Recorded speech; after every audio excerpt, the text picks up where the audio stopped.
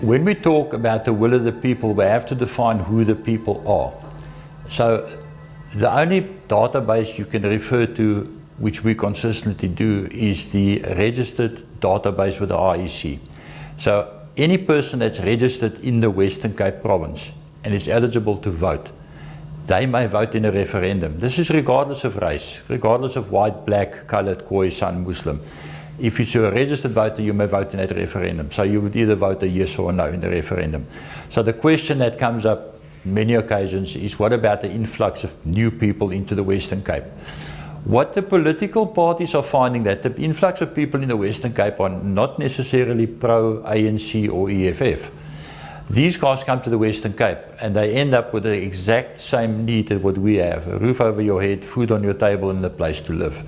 So what we find is, and we are in contact obviously with the black population, we're getting massive support from the black population because they realize that their future lies in the safety of the Western Cape in terms of job security and in able to just live a normal life which they deserve.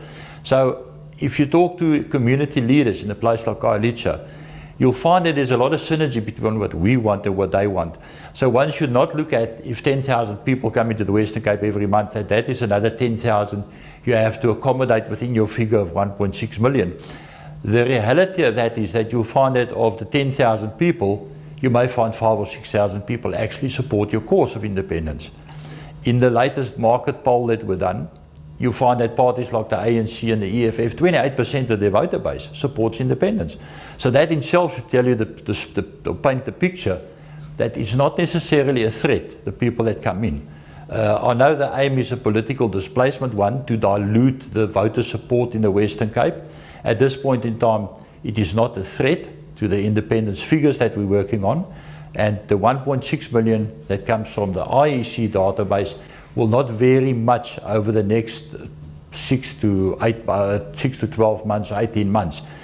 However, that is why it's important to drive the message home and the mission of CapeXit home to get that support up and running. We need your support to make this a reality for everyone. So register your support for Western Cape independence at www.capeexit.org.